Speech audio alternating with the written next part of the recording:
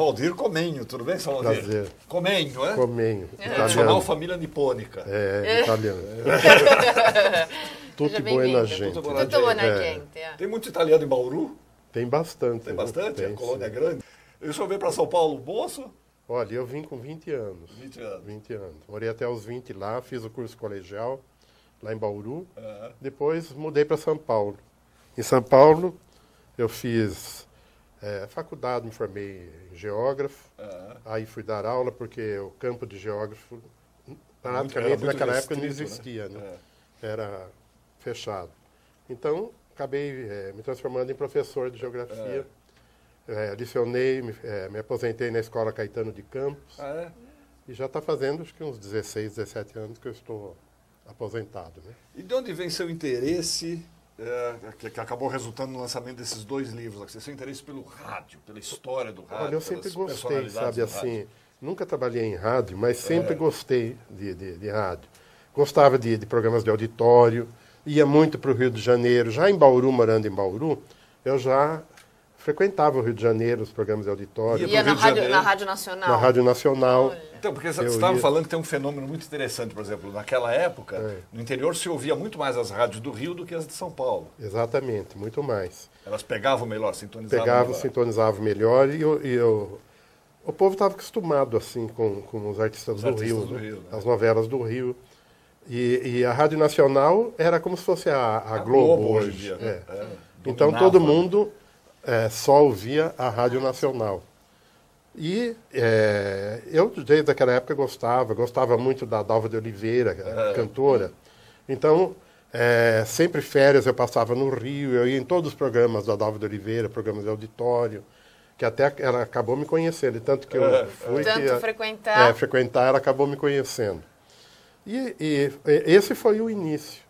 Depois eu comecei a me interessar por música. Quer dizer, desde essa época o senhor guarda informações, Guarda informações, exatamente. E depois... depois Você foi formando um acervo de coisas. Isso, mas depois de muitos anos... você já tinha a pretensão de um dia escrever um livro? Não, você tinha, ia não. acumulando material, quando você viu, tinha um monte eu de coisa. Eu guardava o que me agradava, assim, eu guardava. Quando era coisas daquela época, assim, eu costumava guardar. E comecei a colecionar música brasileira.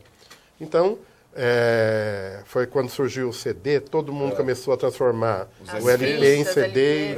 E nessa eu consegui arrumar LP 78 rotação daqueles artistas daquela época e fui transformando. E eu tinha uma amiga, tenho uma amiga que sempre dizia, pelo seu conhecimento você deveria escrever um livro sobre esse assunto. E de tanto que ela foi falando, até que eu decidi. Eu estou com 75 anos. Quando eu fiz 70, eu decidi começar uma nova carreira. Fazer alguma coisa. Fazer alguma coisa. Começar uma carreira nova. Escrevi o primeiro livro, que foi A Magia do Rádio. A Magia do Rádio. Esse livro, eu tive a felicidade, vendeu a primeira edição, aí uma editora de Curitiba se interessou, lançou a segunda edição, vendeu inteirinha, e agora, o ano que vem, eu estou acertando com uma editora para lançar a segunda edição do livro. Terceira edição do livro. Ano que vem tem uma data importante? É importante porque é os 90 anos do rádio. 90 anos do rádio. Considera-se o início do rádio no Brasil, então, 1923? Isso. 22. 22. Junto com a Semana de Arte Moderna. Exatamente. Exatamente, Semana de Arte Na Moderna. mesma época da Arte Moderna. A Roberta lembra disso. Eu lembro. Aqui você começa, vamos dizer, 50 anos de sonhos, vamos falar primeiro desse primeiro. Vamos. 50 anos de sonhos e realizações, a magia do rádio. Como é que está construído o livro? Olha, o livro, eu comecei contando a história da primeira vez que houve a irradiação no Brasil. A primeira transmissão. Eu comecei ali, contando ali, aí comecei a primeira emissora, segunda, terceira, e aí eu fui falando e separei o assunto por décadas. Os anos 20, os anos 30, os anos 40, até o final dos anos 60. Porque nos anos 60... O rádio começou a sentir um baque assim, com a televisão, que chegou com tudo. Os artistas do rádio para a televisão não estavam interessando muito, porque já estavam tudo assim com 40 anos, 50 anos.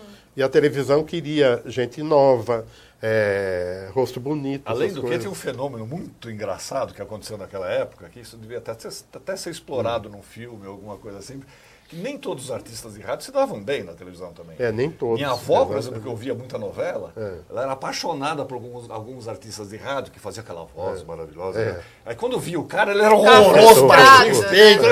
Meu Deus, esse cara... Era assim mesmo. Então, tinha umas coisas assim que não dava. Agora, Essa uma imagem, coisa né? que era interessante, que o ouvinte criava aquele personagem, em cima daquele personagem, o ouvinte criava a imagem do personagem. Lógico. Então, cada vez que aquele personagem entrava em cena, era sempre aquela mesma figura. Aquela que ele criou, ele ia sempre mentalizar a mesma. E era uma coisa E interessante. cada um criava o seu. Hoje a gente vê, por exemplo, a Glória Pires, todo mundo sabe como ela é, tudo igual, né? É uma só. Naquela época, não. O personagem, cada um criava de um jeito. Ninguém via o personagem. O ator fazia um personagem numa novela, a pessoa imaginava de um jeito. Quando ele fazia um outro personagem, uma outra novela, era outra figura. não era a figura do artista que prevalecia, né? Era a o figura do mesmo, personagem. né? Se era boazinha, era bonita, se era vilão, ruim, era feia, era assim que... É equivalente a ler um mentalizava. romance, por exemplo, né? É Você verdade. imagina, Geralmente né, se mentalizava assim, né? É uma coisa bem bacana, você puxa mais pela imaginação. E isso deu margem para mim escrever esse primeiro livro, que ficou com o nome de A Magia do Rádio. A Magia do Rádio. E aí na sequência, um tempinho depois...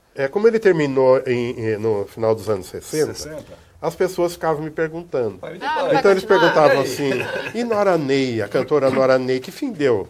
Que fim deu o cantor Calbi Peixoto? Que fim deu fulano? Aí eu decidi que eu escrever o final da história, né? Aí eu fiz esse O segundo livro, que é o que Nas conta Ondas. até 2011, que foi o ano passado, conta o final da história. A história não acabou, porque o rádio está aí. Em que situação o rádio se encontra hoje, né? Em No que final até contexto? ali, né? Exatamente. Então, quer dizer, o bom é ter os dois, né? Aí você tem a história Agora, sabe uma completa coisa que dizer assim, que o rádio daquela época era melhor, também não. Eu acho que era bom e o de hoje melhor ainda, porque hoje é informativo. A gente recebe a notícia no ato, né? O que não ocorre com a televisão. Às vezes acontece alguma coisa, a gente tem que esperar à noite para ver no jornal. E o rádio, ligou o rádio, a gente já tem tá dando lá a notícia. O que era diferente, porque os tempos eram diferentes. Eram diferentes. Muito programa de auditório. Isso, tinha orquestras. Orquestra. Uma emissora de rádio tinha, sob contrato, às vezes 2, 3 orquestras. Você sabe lá o que é manter uma orquestra? Toda a emissora tinha o seu elenco de rádio e teatro, tinha o seu elenco musical. Então, era... A Rádio São Paulo... Era muita gente. A Rádio São Paulo que era especializada em novelas. Eu estive na Rádio Nacional. Enormes. Eu estive... Está fazendo uma semana na Rádio Nacional. No Rio? No Rio. E fui matar a saudade, né? Que nunca mais tinha. Ainda existe aquele auditório. Existe.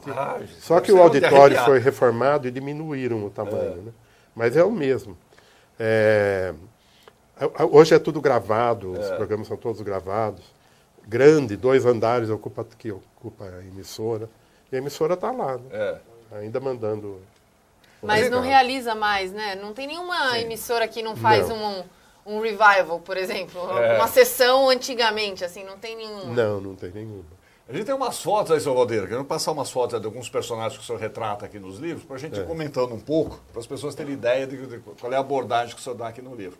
A gente estava falando do auditório da Rádio Nacional. Auditório, exatamente. Os áureos Esse auditório tinha capacidade para 700 pessoas. Hoje 150. Pessoas. Só que hoje é todo... Hoje para quantas? 150. Nossa. Mas é encarpetado, as cadeiras estufadas. É para eventos, assim, quando tem alguma coisa, um lançamento. Esse auditório era usado diariamente, todos os dias, tem um programa de auditório lá. Tinha 3 grandes comunicadores. Tinha o César de Alencar, o Manuel Barcelos, tinha o... Não me lembro o nome do outro agora.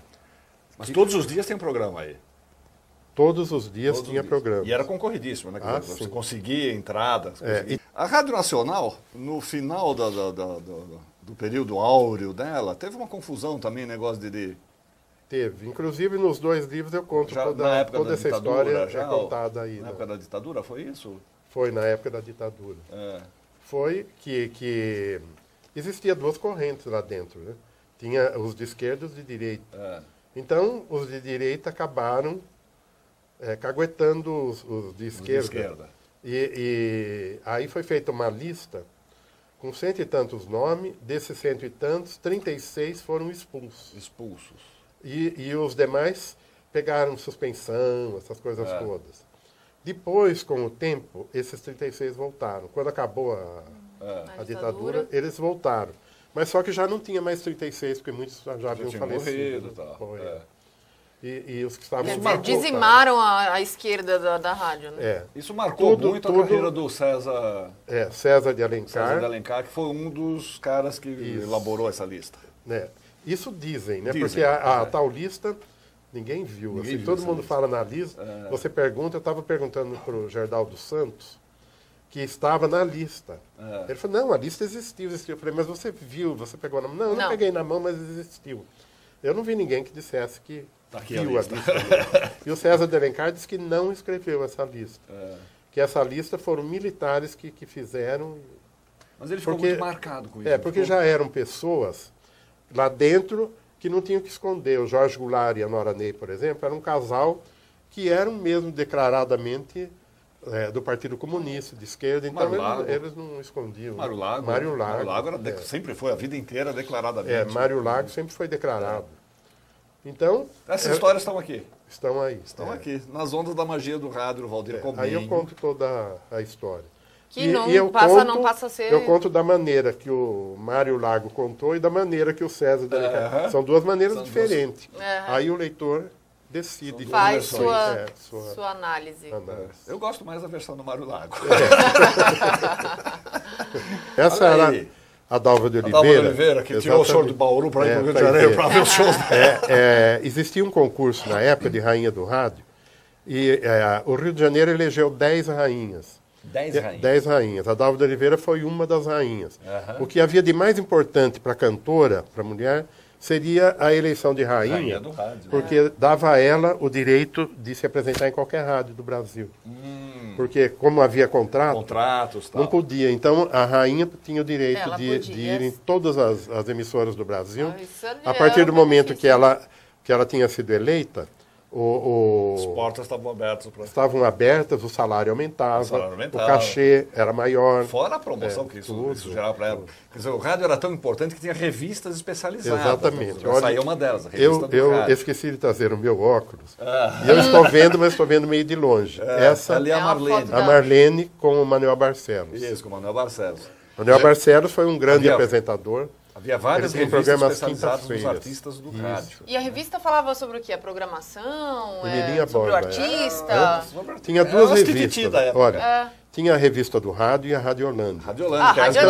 Radiolândia. As pessoas compravam a revista toda semana para saber a notícia dos artistas. É como hoje, Tititi, aquelas revistinhas. Eles compravam também. Esse é a Nora Ney e Jorge Goulart. Que, aliás, teve um caso muito curioso com eles. Eles eram ligados ao Partido Comunista. Eles ficaram, durante a época da ditadura, eles ficaram trabalhando em países do bloco socialista, na antiga União Soviética. Polônia, agora, só que lá, os artistas não ganhavam. Eles eram considerados amadores. Né? Eles trabalhavam em firmas e tinha o direito de sair mais cedo para ir se apresentar. Então fazia um cachê para eles pequeno. Simbólico, e eles passaram muita necessidade. A gente está falando, não é dessa foto que está aí, não. É da anterior, que é o Jorge Goulart e a Nora Ney, que eram casados na vida real. Eram casados. Né, e construíram uma carreira muito sólida naquela época, faziam muito sucesso aqui. E ficaram fora do Brasil muitos anos. Quando casaram... demoraram para casar. Mais de 40 anos. Mais de 40 anos. Quando eles se uniram, então foi aquele escândalo, porque no meio artístico falavam, não aceitavam, né? Não era como hoje, que hoje é tudo moderno, tudo diferente. Imagina, você já está 40 anos, eles estão juntos. Tentava esconder e não conseguia. Era um amor que... O Lelan já está pondo aí o seu site, o www.magiadoradio.blogspot.com.br.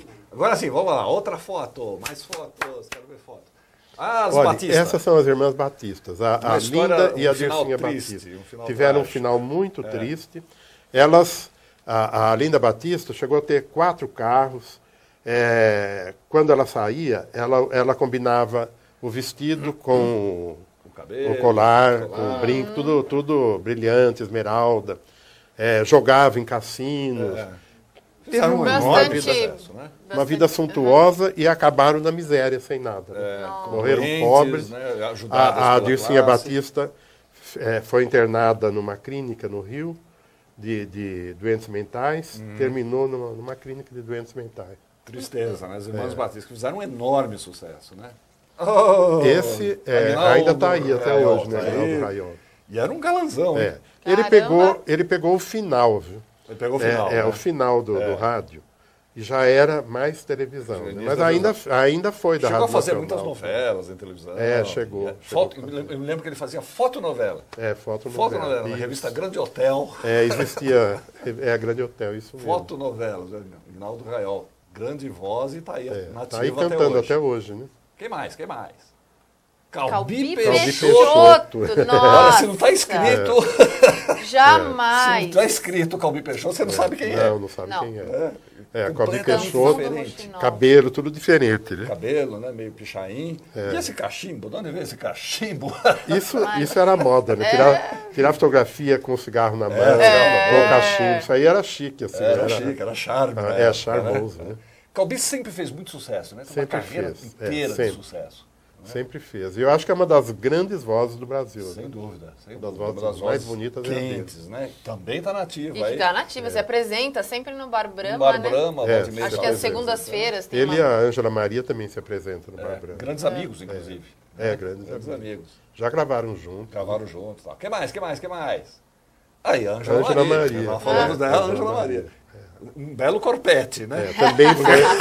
Também foi rainha do rádio. Foi uma grande cantora, né? Uma das maiores, né? Que acho que o Brasil já teve, foi a Ângela Maria. Que também está por aí, está nativa, fechou há pouco tempo atrás, a gente viu até hoje. No Boulevard São João. E ela está fazendo um show agora, que se chama 40 Anos de Saudade, em homenagem a Dalva de Oliveira, que está completando 40 anos da morte, que faleceu. De falecimento, olha. E ela está homenageando a Dalva. Que mais? E elas eram grandes rivais naquela época. Olha aí, quem nos deixou semana passada? Hebe Camargo. A Hebe Camargo. Ela era morena. Né? E como ela era diferente, né, da infância para... E era chamada Princesinha do Samba. Princesinha do Samba. Era cantora nessa época. Ela era muito boa cantora. Muito boa, sim. Ela gravou poucos discos, mas muito boa cantora. E ela, depois, ela começou... O que não mudou nela foi o sorriso, né? Impressionante. O sorriso. E ela era cantora que se transformou em apresentadora. Daí deu certo, então ela deixou a carreira de cantora para ser. O programa chamava O Mundo é das Mulheres. Isso. Um monte de mulheres assim. A Vilma Bentivinha também estava. Aí tinha cantoras, Cristo, que era o convidado do dia. Elas massacravam. Um pouco do formato do Saia Justa de hoje. E foi nesse programa que ela começou a pegar cartaz como apresentadora, né? Porque cantora ela já era. Ficou famosa. Mas me pareceu que cantora ficou meio que para o hobby, né? No fim, sim. Ficou como uma segunda carreira, né? Já não era o principal dela. Olha aqui, Germano Matias, é outro que está nativa também. Ainda está. Esse é paulista mesmo, né? Exatamente. Paulista. Sempre foi do rádio paulista. Né? Do bairro do Pari, ele nasceu no Pari, foi criado no Pari. Né? A Vera Lúcia... E agora Carmélia Alves, que morreu há uns 3 anos atrás? Não, a Carmélia está no Retiro dos Artistas, muito doente. Já estou matando, coitado. Já não recebe mais visitas. Que pena, né? E agora eu estou junto com a Thaís. Thaís já esteve aqui, a Thaís Matarazzo. Nós estamos escrevendo um livro a 4 mãos. Né? É um livro só sobre artistas, mulheres que foram rainhas em São Paulo. Rainhas do rádio, rainha dos músicos, rainha do carnaval, qualquer cantora ou radioatriz que foi rainha de alguma coisa. Nós vamos lançar agora em março do ano que vem. Olha, Isaurinha Garcia, outra paulista. A Isaura foi rainha do rádio paulista. Isaurinha Garcia, também uma história trágica. Tem, trágica. 1000 brigas com o marido. Isso. O cara descia a mão nela. Apanhava. Às vezes ela ia cantar na televisão. De madrugada ela ia nas boates atrás dele, que ele era músico. Né? Walter Vanderlei. Diz que ela fazia escândalo nas boates atrás dele. Vocês vão contar essas perfumarias do rádio também? Tem um pouco. esse é o mais gostoso de tudo.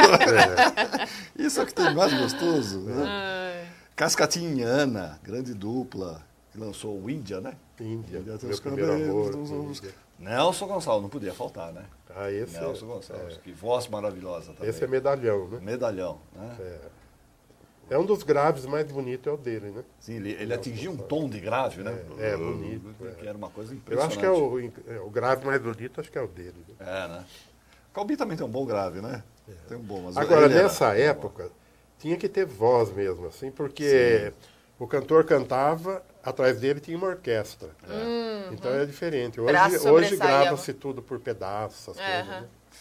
Eu estava comentando com o seu Valdir aqui antes de começar o programa, que uma das coisas que eu lembro até hoje, que quando eu morava em Guarulhos, era pequeno, tinha 6 anos, por aí, 5 anos, e o Vicente Celestino foi se apresentar num circo, aqueles circos mambembes, né, sem microfone. O circo não tinha microfone. Era o do gogó, não tinha amplificador, não tinha nada.